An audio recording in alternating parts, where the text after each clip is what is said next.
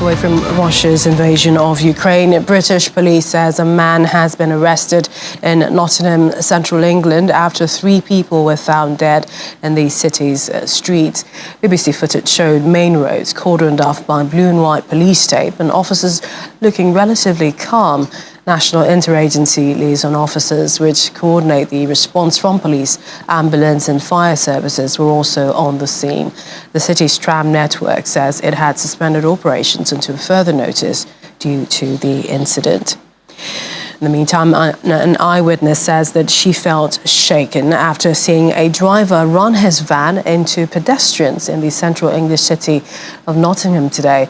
Lynn Huggett told the BBC she saw the van hit a man and a woman who were left lying in the street. British police says that a man has been arrested on suspicion of murder after the 3 people were found dead. A 31-year-old was arrested on suspicion of murder and is in police custody. There is no indication yet for motive for the incident, but the police statement made no mention of a counter-terrorism officers being involved.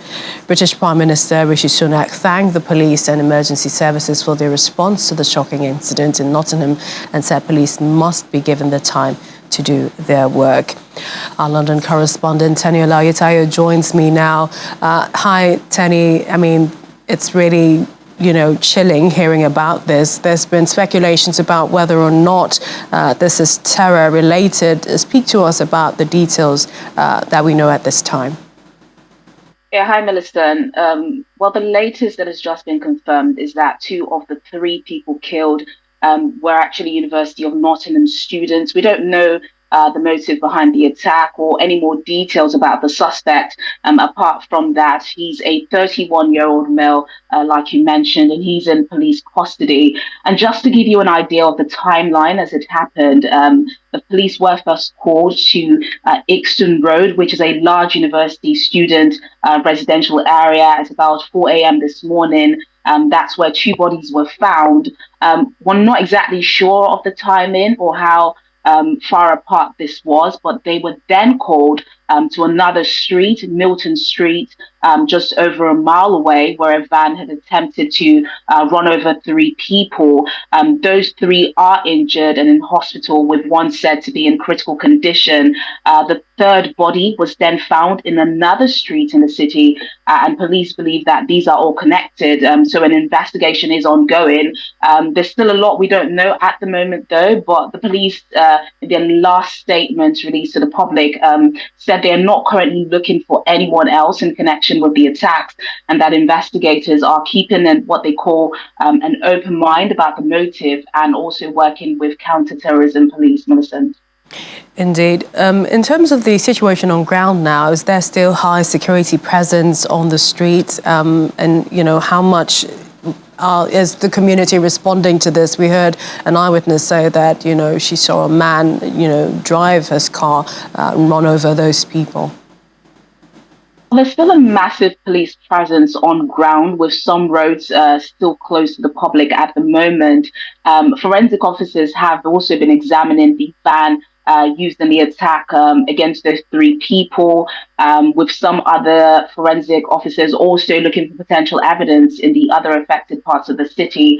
At about midday today, a house was raided by police on the street that the 2 bodies were found. It's believed they are still in that property. We're not sure exactly what they're looking for, but they have said that they don't believe anyone else is involved in this. So I don't think they're looking for anyone else. In terms of the community, I imagine there's just a sense of shock and lots of questions that needs answers for people. Is this a coordinated attack? Were the victims targeted? They were university students, of course. Is it safe to be out in the city centre at the moment? So a lot of questions. And I think especially because it's students that live in the area, from the witnesses that have spoken out, it's just that feeling of it could have been anyone, any student, any of their friends out from the night before or heading out for an early morning work shift. So it's really sad. In terms of how the community is mourning, there's a vigil being held this evening for the victims. And also the University of Nottingham has cancelled its graduation ball that was meant to hold today as well. And it's also offering support for the students and member of staff who I'm sure are very shaken following this. We also understand the city's tram network has been suspended. I mean, when do we know when that will resume? So at the moment, the places that have been cordoned off by the police are still in, those measures are still in place. Some roads are still closed off. The tram network was closed off earlier today, so people were told to find alternatives. I'm not sure at the moment when that will be lifted, but that at the moment, areas which have been closed off are still closed off due to that police investigation taking place. We do know that any moment now, I believe at 5:30, the police will be given a press briefing. So we do expect a lot more information to be coming out. We should hopefully hear if the police are further in ascertaining what the motive for this was, also giving more details at the victim. So a lot more will be revealed in the next few minutes, Millicent. And because the British Prime Minister has said the police should be given time to do their work. Thanks, Taniola, our correspondent there from London. Thanks, Millicent. Well, still ahead on the program. President Trump appears in court in Florida for the hearing of his documents case. We have details when we return. Welcome back. We're still in Britain, where the chair of its COVID-19 inquiry has pledged to put the bereaved and those who suffered during the pandemic at the heart of her work, as the main hearings into how the coronavirus pandemic was handled began today. Former Prime Minister Boris Johnson had ordered the inquiry to look into the United Kingdom's preparedness, as well as the public health and economic response after Britain recorded one of the world's highest death tolls from COVID. More than 175,000 deaths from the virus had been reported by the time Mr. Johnson stood down in July 2022. The legal case will be heard about the end of June. And your daughter's 10. I have promised many times that those who suffered hardship and loss are and will always be at the heart of the inquiry. And I have done my very best within the constraints upon me of time, resources, and my terms of reference to fulfil that promise. I know that there are those who feel that the inquiry has not sufficiently recognised their loss or listened to them in the way that they feel appropriate. But I hope that they will better understand, as the inquiry progresses, the very difficult balance I have had to strike. I hope they will understand, when they see the results of the work we are doing, that I am listening to them. Their loss will be recognised. And families who lost loved ones during the COVID-19 pandemic held a demonstration outside Dorland House Court in London. Dozens of protesters wearing red clothes to mirror the red hearts on the COVID memorial wall stood outside the house in London, holding photographs of their family members who died during the pandemic. This morning we will make legal submissions to this inquiry, which over the course of the last year we have poured over millions of pages of documents. This inquiry will come to hear that the United Kingdom was not prepared, that the capacity of the UK to cope with COVID was diminished by years of underfunding, cuts and the impact of Brexit. According to the National Records of Scotland, as of the 4th of June 2023, there were 17,646 deaths in Scotland, where COVID-19 was mentioned on the death certificate. Each of those deaths not only represents an individual tragedy, but has affected the friends and family, the loved ones of each of those who died. Today, it is over 3 years since the first death from COVID-19 took place in this country. In that time, nearly 250,000 people have died from COVID, as our leaders stand accused of presiding over a carousel of chaos. Those who lost loved ones will no longer be invisible in their misery, and it is for this inquiry to illuminate the truth. From the UK to the United States, where former US President Donald Trump flew to Miami to face criminal charges of unlawfully keeping US national security documents and lying to officials who tried to recover them in a case that so far seems to have empowered rather than hampered his re-election hopes. Mr. Trump is scheduled to be in Miami Federal Courthouse at 3 p.m. Tuesday for an initial appearance. That's 1900 GMT in the case. He has proclaimed his innocence and has vowed to continue his campaign to regain the presidency in the 2024 election. Mr. Trump, who turned 77 on Wednesday, left his Bedminster Golf Club in New Jersey by motorcade and flew from New York on his private jet to Miami. His supporters gathered nearby for a noon rally at the Miami Golf Club he owns, where he was due to stay the night. Special counsel Jack Smith accuses Mr. Trump of taking thousands of papers containing some of the nation's most sensitive national security secrets when he left the White House January 2021 and storing them in a haphazard manner at his Mar-a-Lago, Florida estate. That's according to a grand jury indictment released last week. Mr. Trump is the first former or current former president to face criminal charges, but legal experts say that does not prevent him from running for president or taking office even if he is found guilty. We did mention a handful of Trump supporters seen outside the courthouse in Miami among the tents set up by new outlets hours before that were covering the former president's court case. Security was tight. We understand reporters were not allowed to bring mobile phones or other electronic devices into the building. Mr. Trump's court appearance is expected to draw a circus-like atmosphere of both vocal supporters, protesters, with officials in Miami bracing for crowds of up to 50,000 people. Getting more on this from our Washington, D.C. correspondent, Maria Bird. Maria, good to see you. Help us understand, some of what the charges entail of the former president. Yes, the former president is dealing with something that is unprecedented, as we've said before, 37 counts. This is a federal case. This is one that many people were not expecting to come so soon after the case in New York. And so, as you said before, it is possible for him to continue on the campaign despite these accounts against him and these allegations against him. But as we know, he will technically be under arrest, even though they're not expecting to have any mugshots of him or anything that the normal individual would go through when they are being brought up for arraignment. So this is, I think, a very difficult time for the United States, especially as we're headed into this next election cycle. And he is one of the candidates running for office. So speak to us about the atmosphere right now in Miami, Florida. We hear that the security is bracing up for up to 50,000 protesters.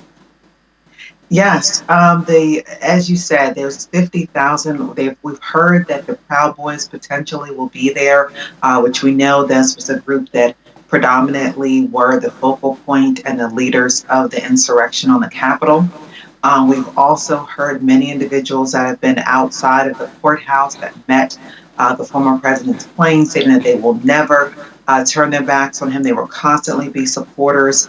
He has also stated this is something that is against the people. This is not about him. So he has very much so had his supporters believing that this is not about him. This is about them, and this is a act against the American people.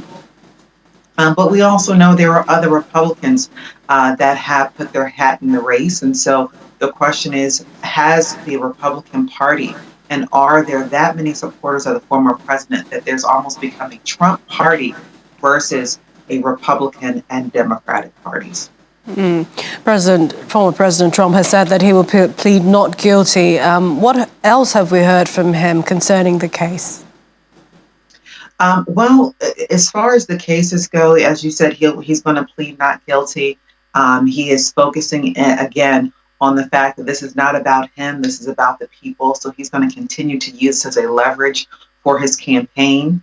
He's going to continue to campaign. And I think this is another way in which we've seen before, even when he ran for election previously, that this is a way for him to utilize the media attention that he's receiving to continue to build his base. And so it's going to be very incumbent upon the federal government, and specifically the federal judges and those who are bringing these 37 allegations against him, to be able to be clear about what the issues are, what laws he has broken, and making sure that the American people understand that. Because at this time, you can definitely see how he's continuing to have supporters despite what is being said, that he has broken the law a set of 37 times. So in terms of the charges and, the criminal investigations, how serious are the legal risks ahead of him? I mean, what does he face in terms of, a sentence? So these 37 counts, if he was convicted of all 37, the maximum sentencing could be 400 years in jail. So we know that 400 years, it is not even possible for someone to serve that type, but that is the maximum. So if he received the maximum on each one of those allegations. And so the question now is going to be, are we going to see him convicted of all 37? Are there going to be a subset? And if so, will they go with minimal sentencing? Because minimal sentencing sometimes could be a fine, as we saw in New York. It could be some sort of community service. It doesn't always have to be actual time in prison. But do we know of any polls with regards to, how these charges and, the whole case is affecting his popularity since his running for office again? I mean, could this affect his chances? Have there been any poll reports? Well, as we can see, that people are out supporting him. I think that's where we're really looking as Americans right now. The question is, has there been a new party developed? Because last evening, former Governor Christie actually had a town hall, and he spoke about how he would carry out his duties if he was ever elected to be president. He's running on the Republican Party, but you can see former Governor Christie and the former President Trump are completely different in their ideologies and their thoughts about how to run the country. And as far as he is very much concerned that the former president has broken the law. And so when you look at individuals in the same party that are just so different, and their ideologies and opinions are on such different ends of the spectrum, it does bear to question whether or not we are going to see another party developed, and this party being one of the Trump party. Maria Bird, thank you. We'll continue to look at that story and the court later today. Thank you for that update. Maria Bird, our Washington, D.C. correspondent. And let's go over to Belgium, where thousands of public sector employees from the health and social care sectors protested staff shortages in Brussels earlier today. The protesters from across the country carried banners, props, warning against the demise of patient care in the face of shrinking workforce. The protest was the second mass march organised this year after a first in January. Brussels police said 7,000 people attended the march to the city's main train station. It's very important to be here because we have to make a true and clearly signal to the government because we definitely need more money, more people on the floor, and we definitely need more respect for our people. First, we have the effect of post-COVID. COVID had a big impact on health and social services. You have also a higher demand of cares that started already before COVID. What we see also is that the people are starting to be retired to work in health and social services. The end of the baby boom generation will stop working, we go on pension between now and 10 years. So you have a high demand for new people working in health and social services, and also a higher demand of higher staff levels. Clashes and gunfire has resumed in the greater capital area of Sudan after the latest 24-hour temporary ceasefire agreement between the Sudanese armed forces and the rapid support forces expired at 6 p.m. Sunday. The Greater Capital Area of Sudan, composed of Sudanese capital Khartoum and the neighboring cities of North Khartoum and Omdurman, is one of the most affected areas by the ongoing armed clashes between the two sides. Several blocks in the southern part of Khartoum were shelled for 2 consecutive days, resulting in at least 18 civilian deaths, with dozens of others injured. Both sides have accused each other of launching attacks right after the ceasefire ended. Sudan has witnessed deadly armed clashes between the Sudanese armed forces and the paramilitary rapid support forces in the city's capital of Khartoum and other areas. And Kenya's President William Ruto has expressed his country's commitment to a face-to-face meeting with the warring generals in Sudan in order to resolve the crisis there. He said Kenya, as the chair of the regional quartet of countries on Sudan that also includes Ethiopia, Somalia and South Sudan, commits to meet the two parties face-to-face to find a lasting solution. Mr. Ruto said the quartet leaders would, in the next 3 weeks, meet to begin the process of an inclusive national dialogue in Sudan. According to a statement by the President's office, after a summit of the regional bloc, IGAD, in Djibouti, a humanitarian corridor will also be established to allow the distribution of aid in 2 weeks. UN Secretary General Antonio Guterres says that there is a massive engagement of the UN in relation to the humanitarian aid in Sudan, adding that the organization is committed to supporting an African solution. At a press briefing on information integrity on digital platforms in New York, Mr. Guterres spoke about the role of the UN in Sudan, saying all UN agencies are deeply involved in providing humanitarian aid in the country. He also added that the Deputy Special Representative, Clementine Nkweta Salami, is in Sudan coordinating that effort. He reiterated supporting an African solution for the problem, supporting the AU and supporting the IGAD. Massive engagement of the UN in relation to the humanitarian aid in Sudan. All our agencies are deeply involved. The Deputy SRSG is in Sudan coordinating that effort. And at the same time, we will be, as we said since the beginning, supporting an African solution for the problem, supporting the African Union and supporting the IGAD. And we will be totally committed to do it. We don't intend to have any protagonism. We never did. We are here to support the African solutions for the Sudanese problem. In the meantime, over 290 children have been safely relocated from Maigoma orphanage in Khartoum, Sudan, to a transit center in a safer location in the country. The children are under the care of the Ministries of Social Welfare and Health, with UNICEF supporting the children's medical care, feeding, psychosocial stimulation, play and educational activities, also supporting carers for the relocated children. According to UNICEF officials, the body has provided support to rehabilitate and prepare the transit center where children have been relocated and is working with the relevant authorities in identifying foster families for the children. UNICEF is calling for $838 million to address the crisis, an increase of $253 million since the current conflict began April 2023.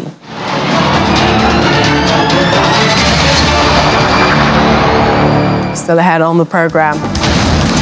Guinness confirms Nigerian chef Hilda Bassi's world record for longest cooking marathon. Please stay on for more details. Welcome back. Staying in the African continent, the peacekeeping mission in the Democratic Republic of Congo, MONUSCO, is condemning an attack that took place Sunday night at the Lala site for displaced people. Briefing journalists, UN spokesperson Secretary General Stéphane Jurac said that initial reports received indicate that more than 45 people were killed and 10 injured. According to him, the site is about 75 kilometers from Bernier in the Ituri province, the eastern part of the country. The peacekeeping mission said that its members of the Codeco armed group are, according to its information that it received, is responsible for the targeted attack against vulnerable displaced people. The peacekeeping mission in the Democratic Republic of the Congo, MONUSCO, condemned today the attack that took place last night at the Lala site for displaced people, which is about 75 kilometers from Bunia in the Ituri province in the eastern part of the country. Initial reports that we're receiving indicate that more than 45 people were killed and 10 were injured. The peacekeeping mission said that according to its own information, members of the Codeco armed groups are responsible for this targeted attack against vulnerable and displaced people.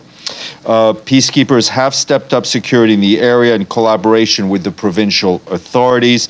The mission extends its condolences to the families of the victims and wishes a speedy recovery to all those who were injured. In a statement, our peacekeeping colleagues added that they will spare no effort to put an end to these attacks and to combat impunity within the framework of its mandate.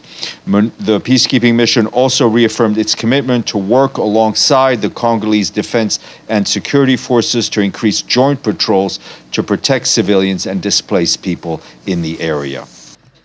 For the UN peacekeeping mission in the Central African Republic, MINUSCA, based in Bangui, it announced that the United Nations will be repatriating a unit of 60 Tanzanian military personnel who were deployed at a temporary operating base in the western part of the Central African Republic.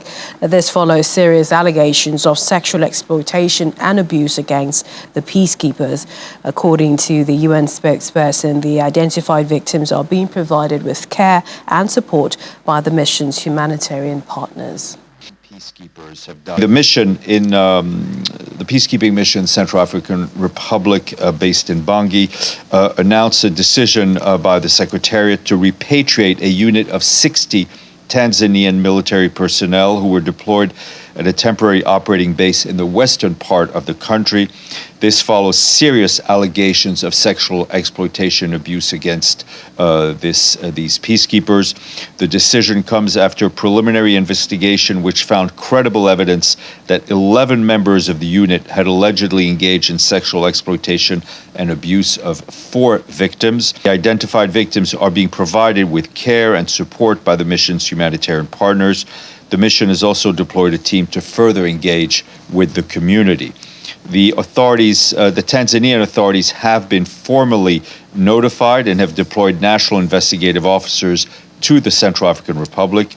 In reaffirming their commitment to zero tolerance for sexual exploitation and abuse, the Tanzanian authorities noted the seriousness of the allegations and have committed to taking the necessary action to address these matters.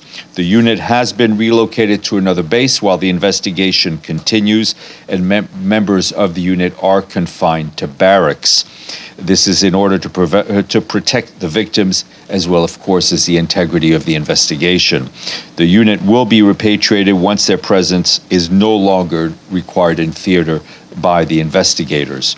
The decision by the Secretariat to repatriate this unit is in accordance with Resolution 2272 of the Security Council, where the Council endorsed the decision of the Secretary General to repatriate a particular military unit or formed police unit of any contingent when there is credible evidence of widespread or systematic sexual exploitation and abuse by that unit.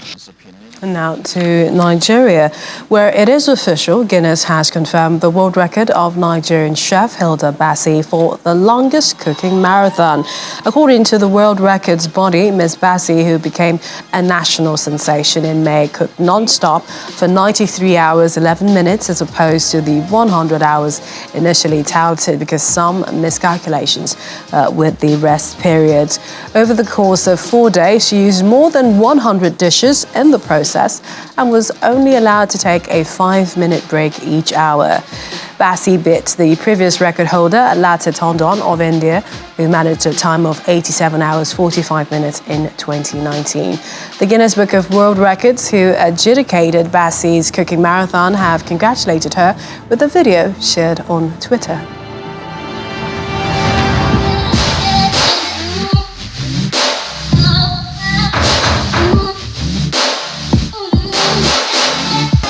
Here at GWR HQ, we have recently been reviewing the evidence submitted by chef Hilda Bassi for her attempt at the longest cooking marathon by an individual.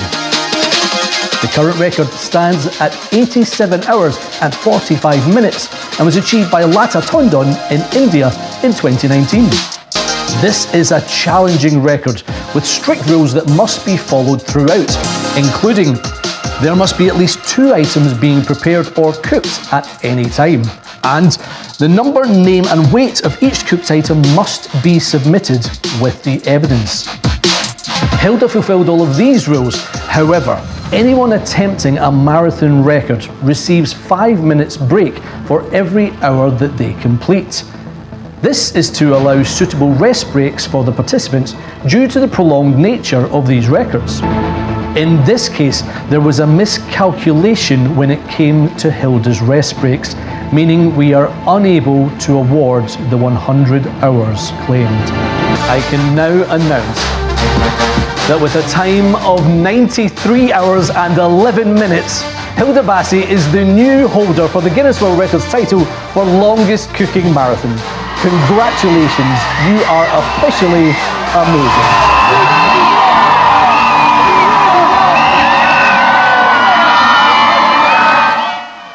Congratulations to Hilda and congratulations Nigeria. Finally on the programme we get to Kenya, where a 3-day Maasai festival in Narok County. It's bringing the Maasai community together with traditional chants, dances, rituals aimed to promote Maasai culture and boost tourism in the area. Young men known as Maasai Morans kicked off the festivities with chanting, horn blowing, while donning their traditional clothing and rubber sandals. Decorated Maasai women also join in with their chants. The Maasai festival organizer, Joshua Kaputa, explained that the event held near the Sekanani Gate at the Maasai Mara Game Reserve to attract tourists who were en route to other destinations. Kaputa adds that the festival also highlights the importance of unity among the Maasai people.